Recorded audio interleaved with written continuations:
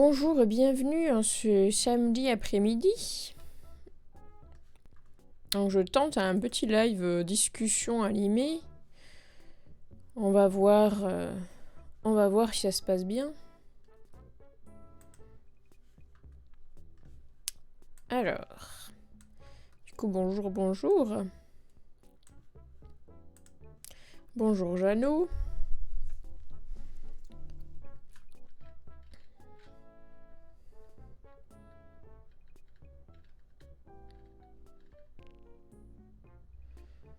Donc autant dire que cet été, il y a eu beaucoup de sorties. Cet été comme cet automne, il y a eu beaucoup de sorties animées.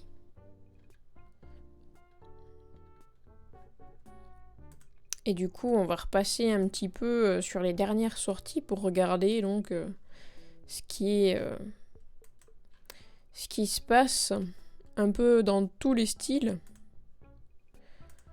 Mais surtout les trucs quand même, ce qu'on attend le plus, les trucs les plus connus comme Dragon Quest, Jujutsu Kaisen. Qu'est-ce qu'on a d'autre ? Il y a aussi la réadaptation de Higurashi Nonaku Colony.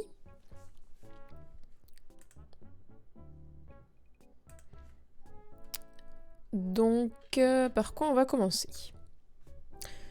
Qu'est-ce qui pourrait être le plus sympa ? Qu'est-ce qui intéresserait le plus, déjà ? Alors, moi, ce que j'ai bien aimé cette saison, déjà, j'ai eu un gros coup de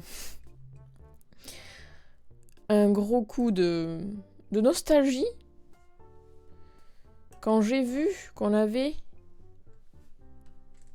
la suite de Inuyasha qui revenait, donc qui s'appelle Yashaime. Donc pour les gens qui connaissent pas, Inuyasha c'est d'abord un animé, bon, il est un petit peu vieux maintenant, mais un animé qui a été fait par la même autrice que Ranma 1/2.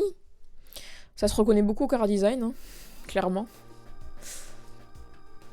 Et en fait, donc c'est un animé qui se déroule à l'ère féodale et notre ère, donc c'est sur deux époques temporelles avec bien sûr en premier lieu quand même c'est quand même centré sur l'époque féodale quoi, japonaise.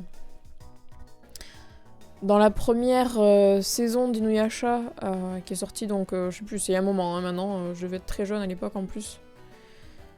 On avait... donc c'était une série qui faisait, je crois, à peu près 180 épisodes, donc c'était pas rien quand même. Et donc c'était l'histoire d'un yokai, donc un démon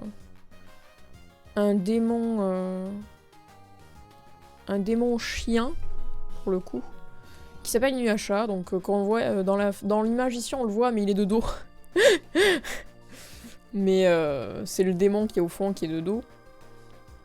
C'est l'histoire de ce yokai qui était à la recherche d'une perle magique dans l'anime qui s'appelle la perle de Chikon. Et en fait cette perle était gardée par une prêtresse qui s'appelait Kikyo. Et il l'a convoitée donc énormément parce qu'elle confère un énorme pouvoir au démon. Et le truc, c'est que il commence à se... On va dire que Kikyo, elle le tient en respect, elle est assez puissante par rapport à lui. Et au final, ils finissent par lier au fur et à mesure une forme de lien qui se transforme en romance par la suite. Problème, il y a un autre démon qui vient se rajouter à l'histoire, qui s'appelait Naraku dans la première saison. Et qui souhaitent détruire leur relation violemment. Donc du coup, qui se fait passer pour Inuyasha et qui attaque Kikyo pour voler la perle. Sans vraiment la voler, il me semble d'ailleurs. Je crois qu'il... En fait, il se fait passer pour Kikyo et pour Inuyasha, chacun pour l'autre, et il fait semblant qu'ils se trahissent, et bon, du coup, il se retrouve à s'en vouloir. Parce que bah, Kikyo, elle attaque Inuyasha parce qu'elle s'est fait attaquer par lui, enfin par le double créé par Naraku. Et donc l'histoire commence là-dessus, sur une histoire de trahison, où Kikyo scelle Inuyasha dans un arbre grâce à une flèche bénite de prêtresse. Et donc la perle, toujours protégée par Kikyo, Kikyo meurt en avant la perle, je crois, un truc comme ça, enfin, elle meurt avec la perle, et Naraku donc a pas accès à la perle. Et on se retrouve des années plus tard, descendant de la famille de Kikyo, sur le même terrain, avec cet arbre qui est, comment dire, sacré, donc c'est un temple qui se situe à cet endroit-là. Ça commence bien, ouais. L'histoire commence bien. Et donc la descendante de Kikyo, qui se trouve être une jeune adolescente qui a rien à voir avec... qui s'en fout de l'époque féodale, enfin... pas très intéressée par le passé, qui vit sa meilleure vie d'étudiante japonaise... qui se retrouve à tomber... alors, les circonstances, je sais plus, mais en gros, elle se retrouve à tomber dans le puits du temple, qui est en fait un passage vers l'ère féodale, et se retrouve en fait téléportée grâce à quelque chose qui se retrouve dans son corps, qui est en fait la perle de Chikon, transmise de génération en génération. Bon, c'est une perle magique, hein, donc faut pas se dire genre...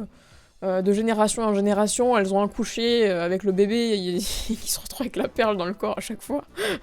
C'est une perle magique. Elle s'est retrouvée dans le corps de Kagome, donc, cette jeune fille descendante. Coucou, je commence les animés et on m'a conseillé Boku no Pico. Est-ce un bon conseil? Alors... Boku no Pico, je pense pas que ce soit un bon conseil, je pense plus que c'est un troll qu'on t'a fait là. Mais je pense que tu dois le savoir déjà. Non, Boku no Pico, c'est particulier. Déjà, c'est pas très... comment dire? C'est du voyeurisme, clairement. Après, tu peux tester, hein. C'est de la culture quand même, quoi. C'est bon pour la surprise. Mais ouais, Boku no Pico, c'est particulier, hein, clairement. Why not? Hein? Boku no Pico?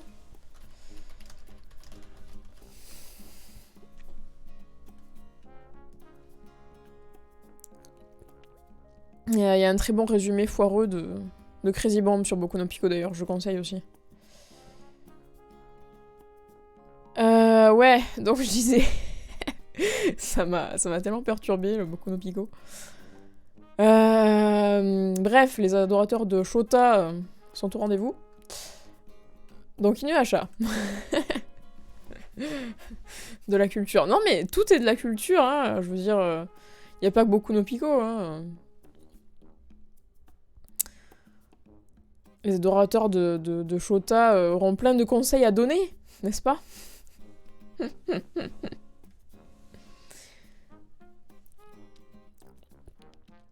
Du coup, ouais, Inuyasha, bah, donc Kagome se retrouve téléporté à l'ère féodale. Et en fait, par mégarde, comment dire ça, c'est assez violent.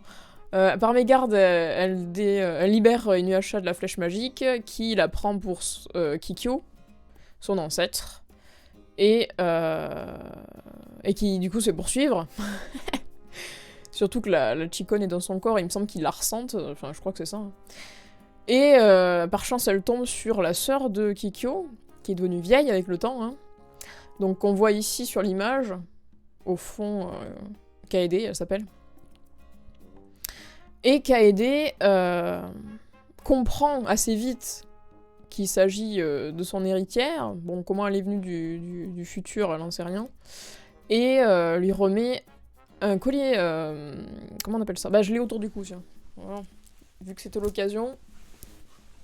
Ce collier, ce chapelet, je sais pas comment on dit en japonais du coup, mais bref, Ça permet, en gros, ce collier permet de contrôler le démon, donc elle lui permet... elle choisit un mot, donc le mot qu'elle choisit c'est coucher, je crois. Elle le traite un peu comme un animal au début, quoi, et ça permet de le clouer au sol pour l'empêcher de l'attaquer. Donc voilà, donc ce collier permet de contrôler... permet à Kagome de contrôler Inuyasha. Et c'est là que commence, donc... une aventure assez longue, parce que, donc... la Chiko no Tama est extraite du corps de Kagome parce qu'elle se fait attaquer par des yokai. Il n'y a pas qu'Inuyasha qui... C'est très le cosplay. Oui, c'est très le cosplay. Super moche le collier. Ah bah, de toute façon, c'était un truc qui était fait... je sais plus à base de quoi, mais en gros, tu sais, t'as des dents, t'avais plein de trucs. C'est un truc religieux. C'est pas un collier dans le sens pour faire beau, quoi. C'est vraiment quelque chose de religieux...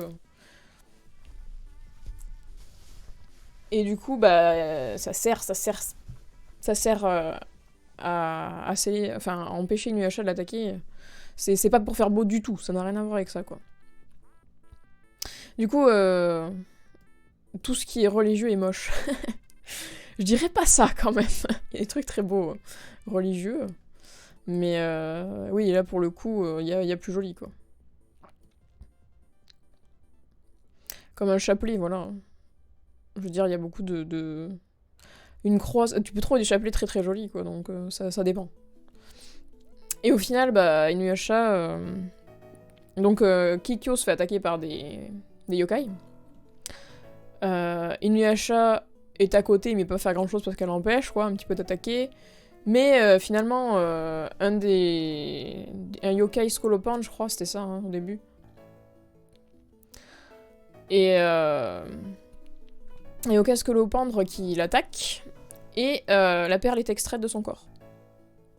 Donc au final, ils essaient d'empêcher d'autres yokai de récupérer la perle. Kikyo, enfin la sœur de Kikyo, Kaede, donne un arc à Kagome qui s'en sert pour essayer d'attaquer le... avec, je sais plus ce qu'elle met sur une flèche, mais vu qu'elle sait pas tirer encore à ce moment-là, elle utilise quelque chose qui fait tête chercheuse et qui arrive jusqu'au yokai. Et souci, la flèche touche la perle de Chikon, qui se retrouve éparpillée à travers le monde, et c'est là que commence l'aventure de récupérer tous les fragments de la perle. Un isekai un peu sombre. Un isekai un peu sombre, ça change, je trouve. Ouais, il y a de très bons isekai un petit peu sombres. Récemment, qu'est-ce qu'il y a eu comme isekai un petit peu sombre Bah, niveau histoire de personnages, il y a Shield Hero, où c'est le mec qui se fait bully d'entrée de jeu et que on l'accuse un petit peu d'être...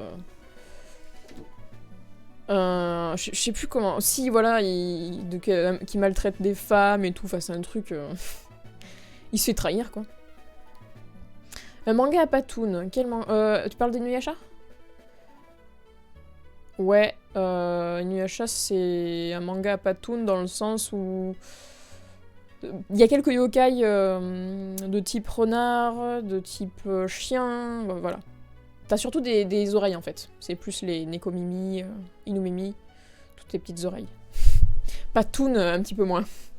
C'est plus des gros monstres dégueulasses, en soi. En fait, c'est les démons humanoïdes, genre... Il y a... comment il s'appelle Chippo, c'est le petit renard qui se transforme avec sa feuille sur la tête, là. Qui est le plus... Ah si, il y a aussi Kilala, c'est un familier chat-tigre un petit peu. Donc ouais, il y a aussi lui. Hello. Hello, hello. Obat, hello, c'est OCW. Des infos sur la saison 4 d'Overlord. Alors...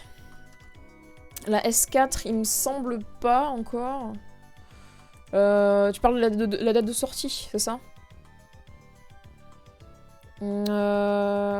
Alors, bonne question. Ça me dit rien du tout. Fin 2020, ils disent, ouais, saison 4.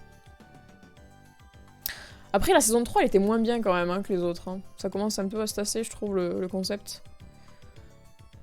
Mais bon, on va voir. Donc la S4 d'Overlord, ouais, à voir aussi. Mais les 2 premières saisons étaient super cool.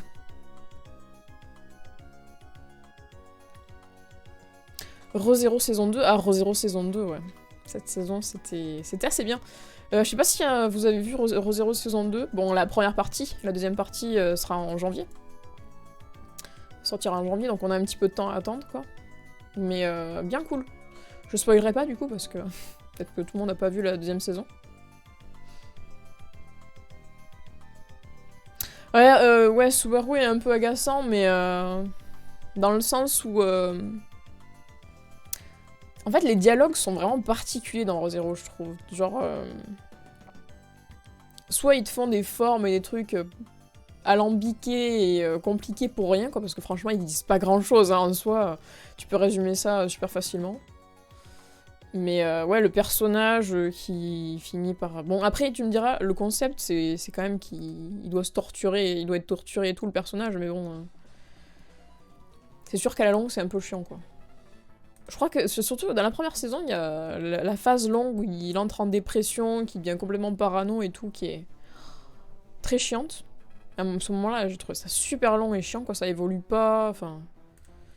On se fait chier, quoi.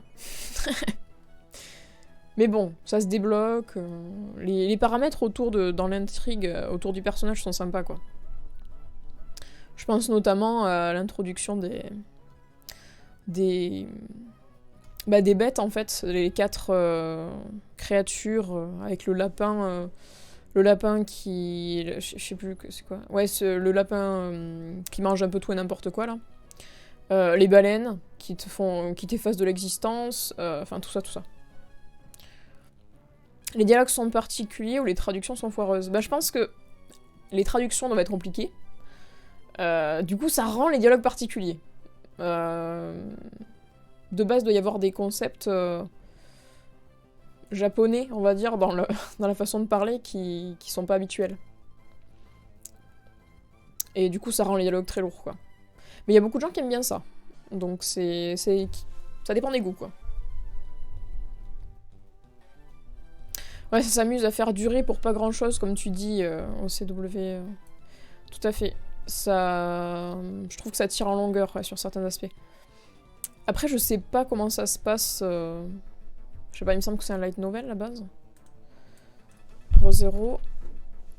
Il me semble que c'est un light novel.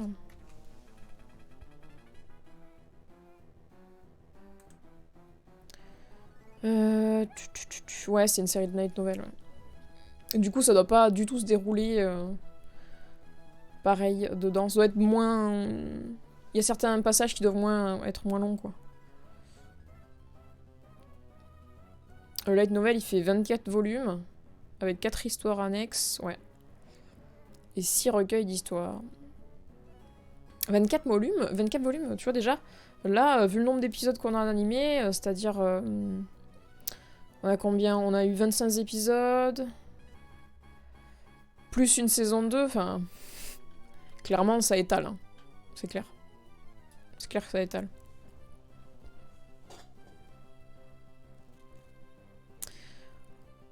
Enfin voilà, donc ouais...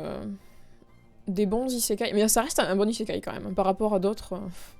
Je veux dire, on a eu des shitty isekai entre le mec avec son smartphone... le mec où son but c'est... Comment ça s'appelait? Isekai Conception, là, ou je sais pas quoi. Où le but, c'est qu'il crée des gens. Il doit... En fait, si, c'est ça. Isekai Conception, c'était le concept... Bonjour, Noliprane. C'était... Oui, j'arrive dans un autre monde, et mon but, c'est d'avoir le plus d'héritiers possible, et de les envoyer au combat, je crois. Et en fait, il doit... engrosser plein de meufs pour avoir des descendants et les envoyer se battre parce que lui, bah, il les envoie juste se battre en fait. C'était vraiment super chelou. Puis tu sais, la construction des personnages dans ce genre d'animé, c'est toujours les mêmes trucs, c'est un mec qui a la gueule de Kirito dans... C'est un peu violent ce que je dis. C'est un mec qui a la gueule de Kirito dans dans Sword Art Online, et puis voilà. C'est le même mec à chaque fois.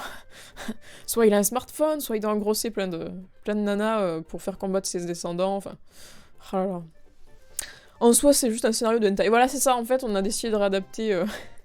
Je suis violente avec ce genre-là, mais il y en a vraiment, c'est... Les shitty isekai, il y en a tellement comme ça, que je trouve vraiment très nul, quoi.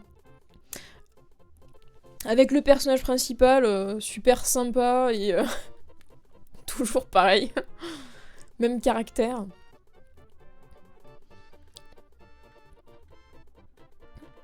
Mais ouais, c'est bien triste ce genre d'isekai. Et puis surtout, c'est souvent... bon, le God Mode, ça c'est vachement plus fréquent. C'est-à-dire que le personnage principal... Hello Ronnie. Le personnage principal qui a l'habitude... Je m'étouffe.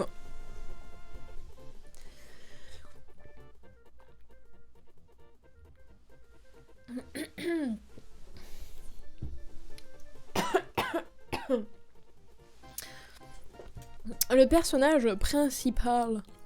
Je vais y arriver. Je suis en train de mourir.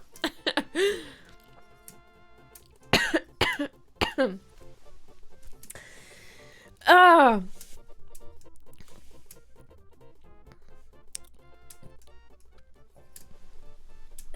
Ah oui, d'accord, t'as partagé sur Discord et tout en plus. Ah! Il y a plein de monde qui arrive au moment où je m'étouffe, génial. Donc ouais, je disais... Ah. Des isekai, shitty isekai, il y en a tellement. Mais il y en a très bien à côté qui rattrape le coup comme ReZero, Overlord et tout. Ouais, ça se carry entre streamers, totalement. Hello, hello, bah dis donc, mais il y a du monde, qu'est-ce qui se passe? Salut Freeze Spring, salut Cronk Cronk, salut Electropunch. Ouais, donc du coup, je disais... je vais repasser en mode de chat normal, parce que du coup, on parle plus trop de Inuyasha, mais... Ouais, je disais, il y a pas mal d'animés... Mais c'est bon, j'ai de l'eau. Merci, c'est gentil. Donc ouais, il y a pas mal d'animés. Isekai. Putain, je vais me réétouffer, je sens. On va y arriver. On va y arriver. Souhaitez-moi bonne chance.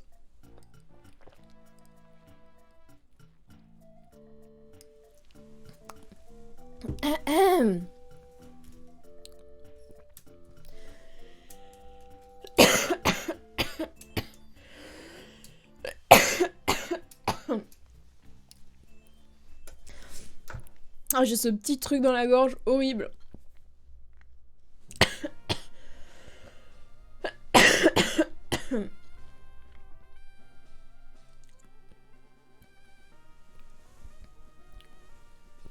Jeannot qui regarde le live, mais t'es dans la même maison, totalement. Ah.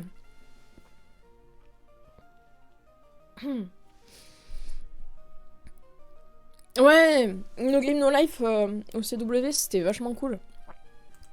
J'aimais bien le concept d'avoir un jeu différent à chaque fois. L'eau ne fait absolument rien, c'est horrible. Ah, ce début de stream, pire début de stream. Pire début de stream. Oh, je suis en train de mourir.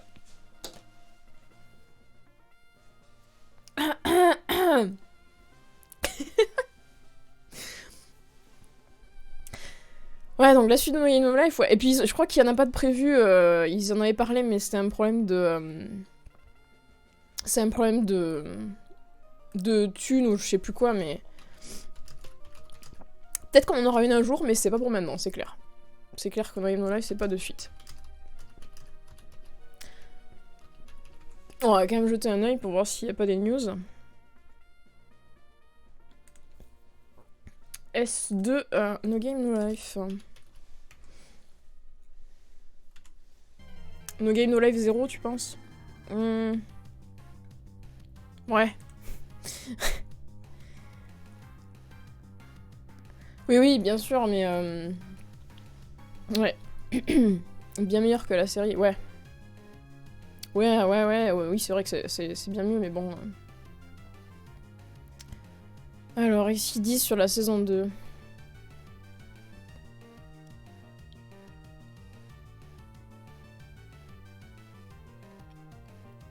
Ah, ouais, c'est vrai. C'est Madhouse, ouais, donc clairement... Puis Madhouse, vu comme ils sont débordés en ce moment avec tout ce qui sort, ils ont des trucs par-dessus la tête. Hein. Par-dessus la tête, en ce moment. Crank Crank, tu dis, Inuyasha, j'ai vu ça quand j'avais 10 ans, les yokai m'ont traumatisé. Quand t'es gosse, c'est vrai qu'il y a un côté hyper noir dans Inuyasha qui rend le truc...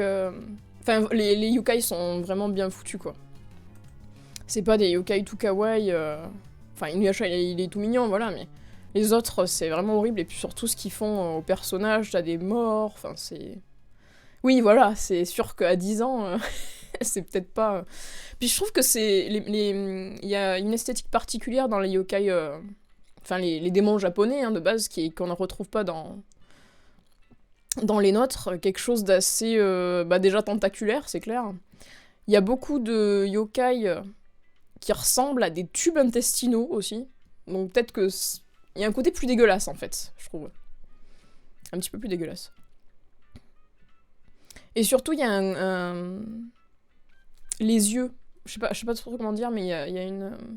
Dans le folklore japonais, les yeux, c'est quelque chose de super important. Donc, il y a beaucoup de trucs avec des gros yeux ou juste un œil. Enfin, c'est super fréquent, ce genre de choses.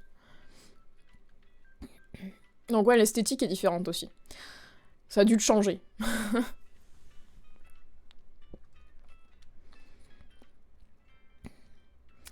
Baki. Baki. Baki, c'est cool. Alors, pour Alors, il n'y a pas vraiment des... C'est pas l'histoire qui est cool dans Baki. Enfin, moi, personnellement, je trouve pas que ce soit l'histoire qui soit cool. C'est vraiment la mise en scène, quoi. C'est un truc de mise en scène. C'est assez... Les gros muscles, la, la réalisation des combats. Je veux dire, le mec qui a créé ça, il me semble, c'est un mec qui était fan d'arts martiaux. Et du coup, il te met en avant des techniques et il mélange un petit peu tous les types de combats. Et j'ai trouvé ça, mais ça, c'est super bien foutu, par contre. C'est super bien foutu. Pour l'esthétique, pour le côté aussi surexagéré, clairement, Baki, c'est sympa. Après, est-ce que l'histoire vaut le coup de regarder jusqu'au bout? Ça dépend des goûts. Ça dépend des goûts. Eh ben, bienvenue, Freeze Spring. Première fois. Jusqu'à présent, je faisais des streams jeux vidéo. Mais là, c'est mon premier stream où je parle un petit peu, où on parle un petit peu d'animé, où on discute. J'aime bien en général l'animation, donc c'est l'occasion. Drifter, c'est un isekai original. Ouais, clairement, je suis. Alors, Crank Crank, c'est bien que t'en parles. On oublie souvent que c'est un isekai, ouais, parce que ça... On oublie... Disons que c'est plus le but, après, vraiment, les gens cherchent pas particulièrement à retourner dans leur vie d'avant, quoi. C'est... C'est les personnages oubliés, on va dire, de l'histoire qui se retrouvent... Enfin, oubliés. Les grands personnages de l'histoire qui se retrouvent transportés dans un... Dans un autre monde... Et vraiment, tu trouves vraiment tous les personnages en plus de l'histoire confondus, quoi. Il y a des Japonais, il y a Jeanne d'Arc, il y a même Hitler, en fait. Donc c'est assez bizarre. Et c'est des batailles de... En fait, c'est des batailles de personnes éminentes de l'histoire. De généraux, enfin, de plein de trucs. Et Drifters, l'esthétique, il y a beaucoup de gens qui vont reconnaître, je pense, c'est par l'auteur. Merci, c'est gentil. De toute façon, c'est chaud. Ok, merci. C'est par l'auteur de Hellsing, l'anime Hellsing. Je sais pas s'il y en a qui l'ont vu, celui-là. Donc ça se voit beaucoup au trait, au niveau des yeux, l'anime Hellsing. C'est le même auteur. Et en fait, ouais, Drifters, du coup, donc des combats de géants comme ça. Mais le petit aspect, c'est en gros, tout le pitch, c'est 2 camps. Qui sont l'administration, je crois, c'est de l'au-delà, il me semble, hein, où t'as un mec et une meuf dans l'administration, je sais plus si c'est l'enfer ou le paradis, enfin, c'est un truc comme ça. Ça doit être un truc comme ça, ou le bien et le mal, un truc comme ça. Et en fait, c'est eux qui choisissent les éminences de l'histoire. Et chacun essaie d'en récupérer un de leur côté. Et en fait, ils créent une sorte de guerre dans cet autre endroit, dans cet autre monde. C'est assez étrange comme idée, mais c'est vachement cool. J'avais bien aimé moi quand c'est sorti. Ça date un petit peu maintenant. Mm.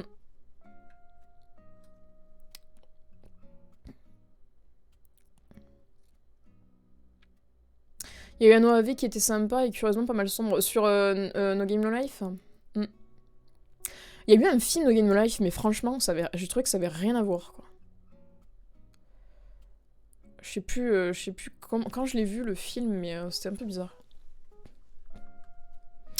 Dans les animés Netflix, vous avez vu Great Pretender, demande au CW. J'ai bien aimé, sauf le moment à Marseille, où c'est clairement le Marseille des années 20 qui est représenté. Ah. Alors, je suis en train de le regarder, Great Pretender. On le regarde un petit peu de temps en temps le soir avec Jeannot, justement. C'est super cool. J'aime beaucoup. Alors, il y a une traduction vraiment cool, c'est-à-dire qu'ils ont pas... Bon, les Japonais galèrent toujours à prononcer les langues, mais là, justement, il y a un vrai travail sur les langues, genre... on te parle un petit peu dans toutes les langues, il y a de l'espagnol... Et ça fait pas tâche. Franchement, d'habitude, c'est les Japonais qui parlent en français ou en anglais, c'est horrible dans les animés. T'es en mode... Ouh, compliqué. Et là, ça passe bien. Ça se passe à peu près bien. Mais ouais, super bien animé, la musique est sympa. Les couleurs aussi. Ah, il y a des couleurs de coucher de soleil sublimes dans cet animé, c'est super. J'ai jamais vu Nuyasha, tu recommandes, dans les animés avec des yokai. J'ai vu, il y a Natsume Yojincho, qui est très chill dans son ambiance. Ouais. Alors, Natsume Yojincho, c'est très très différent. Alors, il y a des yokai, on est d'accord que, voilà, bon... Le côté yokai, si tu cherches yokai, c'est... je pense à... Bah, il n'y a pas que... Il n'y a pas que Inuyasha, mais Inuyasha, c'est un des précurseurs dans le style qui est super bien. Après, c'est un shonen, mais aussi beaucoup romance. Il y a beaucoup d'histoires de romance dans Inuyasha. C'est aussi gore, c'est extrêmement dramatique. Il y a un peu de tout. En fait, tu t'en as pour tous les goûts là-dedans, et c'est super cool. Si t'aimes bien l'ère féodale et les yokai, je te dis de foncer, moi. Voilà. Dans un autre truc avec les yokai, il y a... Ah, je vais plus me souvenir de son nom. Nurahihon, aussi. Sur une histoire de clan de yokai, il me semble... je crois que c'est à une ère plus actuelle, c'est moins ancien que Inuyasha. Ça se passe plus récemment, il me semble. Et bon, les yokai se cachent, enfin, voilà. Mais c'est moins dramatique. C'est moins dramatique que Inuyasha, clairement. C'est pas mal aussi, No Lion. Et Natsume Yujincho, c'est vraiment très différent parce que c'est classé dans les Iyashikei. On classe souvent aussi les films de Miyazaki dans les Iyashikei parce que c'est un côté très contemplatif, très chill. Justement, quand tu dis chill, c'est le côté contemplatif. Et dans ce style-là, si tu as beaucoup aimé Natsume Yujincho, je conseille Mushishi. Mushishi, c'est un animé sur... Alors, ils appellent ça, en gros, le Mushishi, ce serait le docteur des Mushi. Et les Mushi, dans cet animé, c'est la traduction d'un... En fait, Mushi, en japonais, ça veut dire insecte. Mais ici, c'est un peu particulier parce que... en fait, le Mushi est considéré comme une sorte d'élément, enfin, d'être vivant, d'organisme mystique à la base de la vie. Et ce serait un peu comme... c'est un peu comme aussi des... C'est un peu comme des yokai, mais c'est pas vraiment des yokai, c'est plus des esprits. C'est vraiment un lore tout entier qui est créé autour d'un type d'organisme à la base de la vie, voilà. Tout le monde peut pas les voir, ils s'immiscent dans la vie, c'est vraiment... c'est tellement particulier que c'est dur à décrire, en fait, voilà. Vraiment compliqué à décrire. L'ambiance est géniale. J'ai lu le manga, mais j'ai préféré l'animé. pour dire vrai. Ce qui est quand même souvent rare. C'est une très très bonne adaptation. Ouais, c'est plus Neketsu No Lion Electro Punch, clairement. C'est clairement plus un Neketsu. Il y a un aspect Neketsu aussi dans Inuyasha. Mais il est moins marqué que dans No Lion. Parce que bon, Inuyasha, il veut devenir un démon super puissant, enfin voilà. Donc il y a toute l'évolution du personnage aussi. Donc clairement, il y a du Neketsu. Mais No Lion, c'est beaucoup plus un Neketsu actuel. Voilà, si on peut le dire comme ça. Voilà. Et du coup, Mushishi. Allez voir Mushishi si vous aimez les trucs chill, avec une musique super reposante dans l'ambiance, quoi. C'est super cool pour l'ambiance. C'est une ambiance que j'ai pas retrouvée ailleurs. Elle est vraiment assez unique. Sûrement à cause de la bande-son. Je pense que la bande-son, il joue beaucoup. Et puis les... Ah si, tiens, si je pouvais... T'es allé voir les images de Mushishi Andrew, bah... Je te conseille, c'est vraiment cool. Et en fait, ouais, donc, par rapport à Mushishi, un autre détail... Je sais pas si vous avez vu du... Ah mince, comment il s'appelle cet auteur d'horreur japonais? Ah mince. Ah, je l'ai plus. Parce qu'en fait, Mushishi, les monstres de Mushishi, je pense qu'il y a quand même une grosse inspiration de ça. Comment il s'appelle? Il y a même une série animée sur ces contes. C'est les contes de... Attendez, je vais trouver. Auteur d'horreur japonais. Johnny Tyson... Attends. Non. Alors, c'est pas tout à fait ça, mais ça ressemble. Auteur d'horreur japonais. Quel est son nom? Junji Ito. Junji Ito, voilà. Hyper connu. Adaptation animée d'horreur super bien d'ailleurs. L'animé est très bien aussi. Plein de petits contes comme ça répartis. C'est dérangeant. C'est pas forcément dégoûtant. C'est hyper dérangeant. Et Mushishi, c'est un peu dans le même style en fait. Il y a un côté très dérangeant. Il y a une mélancolie profonde dans Mushishi. Et il y a 2 saisons. Très espacées. La première saison, je sais plus quand elle est sortie, mais quand la deuxième saison est... Alors peut-être c'est même la 3e. Que je dise pas de conneries, je vais vérifier. Alors, il y a... Ah ouais, c'est ça. Donc, Mushishi Zokusho. Et la deuxième saison... Ouais, c'est ça, c'est la deuxième saison. Le Mushishi Zokusho qui est venu bien après. Donc, il y en a une en 2005. Et la suite, ça a été en 2014. Donc, ça fait vraiment un assez gros gap. C'est génial. J'étais tellement hype à la deuxième saison. Ça m'a fait trop du bien de revoir que ça sortait, quoi. Et donc, c'est Crunchyroll qui avait récupéré, je crois, ouais. Pour la dernière saison. Il y a eu quelques OMV, un film d'animation, enfin... Allez tout voir, c'est trop bien. Clairement. Il y a que 10 tomes. Tu as un compte MyAnimeList ou Anilist? Oui, mais pas du tout à jour. Il faut absolument que je le mette à jour. Dès que je l'aurai fait, je transmettrai. Je penserai à transmettre. Parce qu'en fait, j'ai un tableau Excel. Parce que j'ai pas pris l'habitude de le faire sur internet avec la commu, donc j'ai carrément un tableau Excel de ce que je regarde. Et c'est plus effrayant que d'avoir un list en vrai. Parce que t'as pas les images, donc t'es là, tu regardes tes titres et tu fais je me souviens de tout, putain. Voilà. Donc voilà, allez voir Mushishi, c'est génial. Et trop peu connu pour ce que c'est, franchement. Je m'endormais avec les musiques le soir, tellement j'avais kiffé cet animé.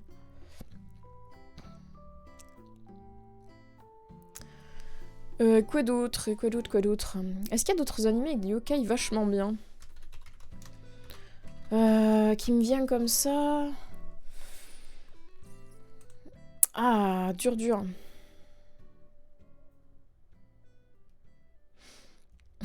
On reparle de Boku no Pico, c'est ça, Ronnie Page? Ah là là. Tout le monde est fan. Tout le monde est fan de Boku no Pico. Ça reste quand même un sacré mème dans la commu. Hein. La commu manga.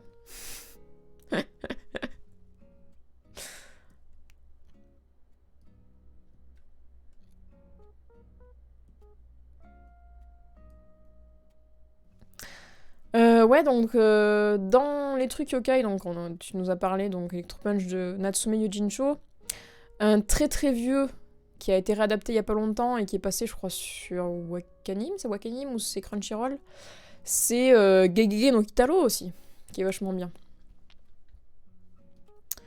Gegege no Kitaro, c'était super cool. Les anciens sont, voilà, bon, c'est plus dur à regarder, mais la nouvelle adaptation est super bien. Très jolie, niveau animation. Je crois qu'elle fait 50 épisodes, même plus, par là. Je crois, enfin, il y avait pas mal d'épisodes.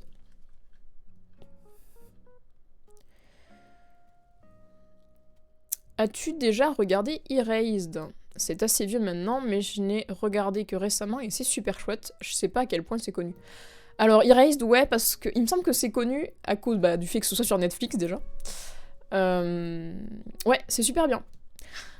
Un petit peu glauque sur certains aspects parce que du coup, je sais pas si vous connaissez, pour ceux qui connaissent pas Erased, c'est une sorte de thriller, enquête policière, mais surnaturel. C'est un mec qui a la capacité de revenir dans le temps. C'est genre ça arrive un petit peu contre son gré, c'est-à-dire qu'il choisit pas. Dès qu'il y a un événement grave qui se produit proche de lui. Et d'habitude, tout le long de son existence, il s'est retrouvé à être envoyé dans le passé, mais pas longtemps, genre 30 secondes avant, même pas une minute, quoi. Et un jour, il est envoyé dans le temps à ses 11 ans, je crois, ou vachement jeune, quoi. 8, 11 ans, bref. Donc ça veut dire il s'est retrouvé proche d'un accident qui a été prémédité sur la longueur. En fait, c'est un crime prémédité qui s'est passé, donc... sur le long terme, et il se retrouve renvoyé au début, en fait.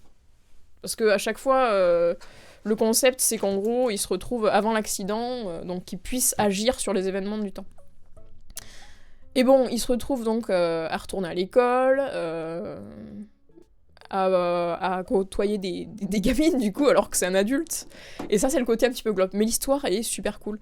Et c'est très triste, très... Et ça parle de maltraitance et de problèmes familiaux, quoi. Et d'enquête policière. Mais c'est super bien. Très très bien. Je conseille aussi. Faut aimer les trucs noirs, bien sûr. Des gens qui ont vu Carol and Tuesday, le dernier Watanabe. Ouais. Les premiers épisodes, j'ai pas tout vu en entier encore. Très joli. Très joli. Les musiques sont sympas. Après, ce que je reproche à cette dernière œuvre de Watanabe, c'est que contrairement à Samurai Champloo ou bien Cowboy Bebop, donc toujours axé sur la musique, hein, c'est clairement sa marque de fabrique à Watanabe, avec son style aussi, de choisir une époque ou un style musical, et d'accrocher les deux en fait. Là pour le coup, Cowboy Bebop, bah, les cowboys et le bebop, Samurai Champloo... bon, le rap, non, enfin, le rap à la japonaise avec un petit peu de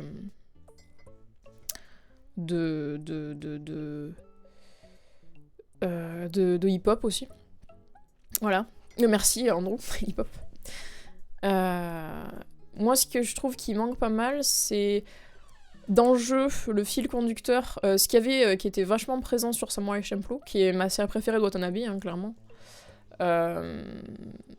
C'est le fil conducteur, l'attachement au personnage beaucoup plus, qui est beaucoup plus présent dans les anciennes œuvres en fait. Après, ça reste sympathique, mais j'ai moins accroché. Je suis moins attachée aux enjeux en fait, si tu préfères. Erased, c'est très bien, même si je trouve que l'anime est plus intéressant dans son côté drama que son côté enquête policière thriller. Oui, clairement, c'est les relations qui sont mises en avant, quoi. Clairement, ouais, ça je suis d'accord.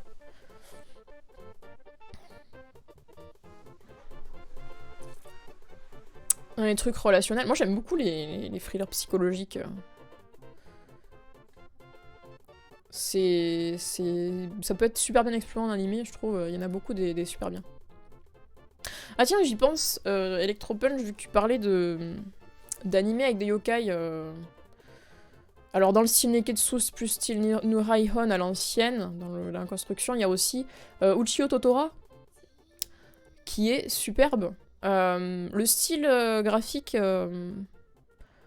est, enfin, j'allais dire plus à l'ancienne, mais il est vachement carré, enfin je sais pas comment dire.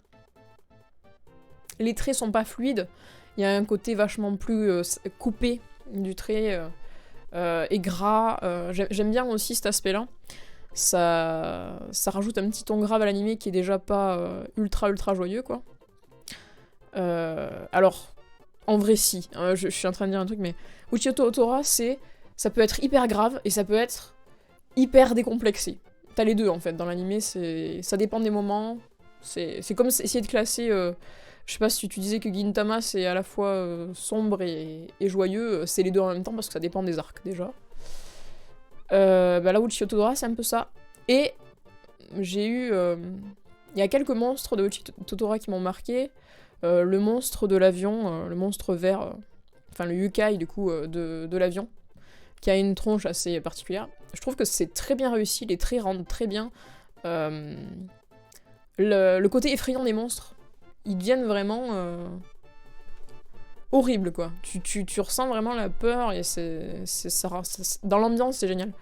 Notamment le yokai principal de l'histoire, l'être pâle, qui en plus est basé sur un concept, c'est... en gros, il se nourrit du désespoir et de la peur des gens. Et vu qu'il le provoque, eh ben c'est le cercle vicieux infini, et du coup, il est de plus en plus puissant. L'être pâle est super bien dessiné, et les traits caractéristiques de cette œuvre font que ça amplifie encore plus le truc. C'est génial.